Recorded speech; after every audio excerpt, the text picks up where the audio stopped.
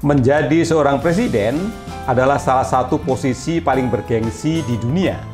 Mereka memimpin negara, mengambil keputusan penting, dan seringkali mempengaruhi sejarah. Namun, apa yang terjadi setelah mereka turun dari kursi kekuasaan? Apakah hidup mereka berakhir dalam kesunyian? Atau justru mereka menjalani babak baru dalam hidup yang tak kalah menginspirasi?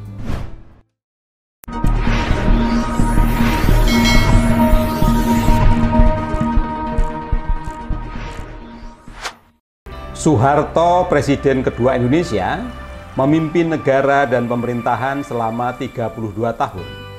Setelah lengser pada tahun 98, ia memilih untuk hidup dalam isolasi. Soeharto lebih banyak menghabiskan waktu di rumah bersama keluarga, jauh dari sorotan politik.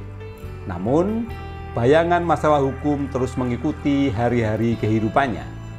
Berbeda dengan Soeharto, B.J. Habibie melanjutkan peran aktifnya di dunia ilmu pengetahuan dan pendidikan.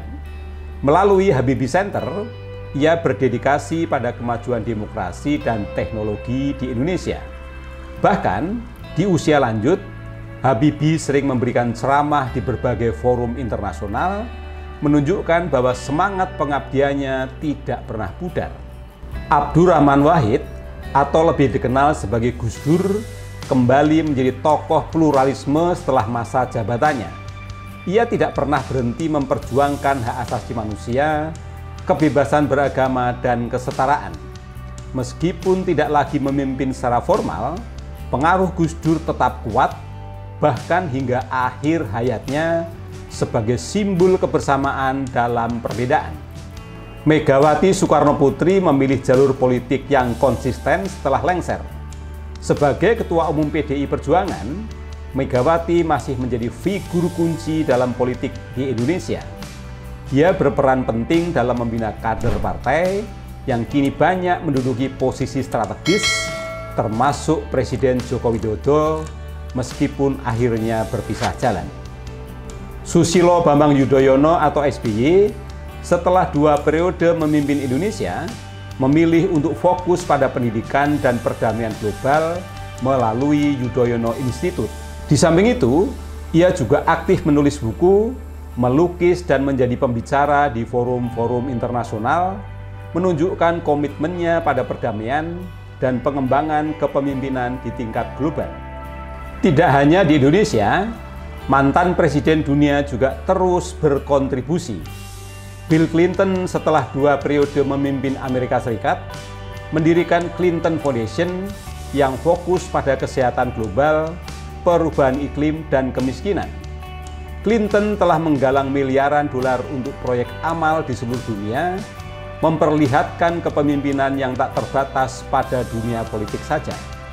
Barack Obama, dengan gaya kepemimpinan yang inspiratif, terus berdedikasi melalui Obama Foundation. Fokusnya kini adalah mengembangkan generasi pemimpin muda dan mempromosikan isu-isu seperti lingkungan dan hak asasi manusia. Setelah lengser, Obama tetap berpengaruh dalam kancah internasional. Nelson Mandela, ikon perdamaian dan hak asasi manusia, setelah masa jabatannya sebagai Presiden Afrika Selatan berakhir, memilih untuk terus menyebarkan nilai-nilai rekonsiliasi. Mandela Foundation didirikan untuk melanjutkan perjuangan yang telah ia lakukan, dan hingga akhir hayatnya, Mandela tetap menjadi simbol perlawanan terhadap ketidakadilan.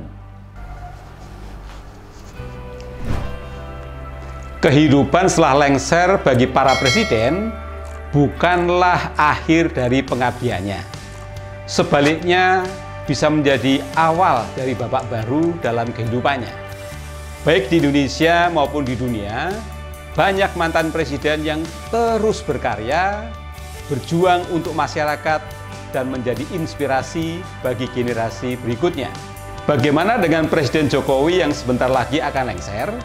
Kira-kira apa yang akan beliau lakukan setelah masa jabatannya berakhir? Tuliskan pendapat Anda dalam kolom komentar untuk saling melengkapi pendapat di antara kita. Terima kasih. Sampai jumpa dalam video-video berikutnya.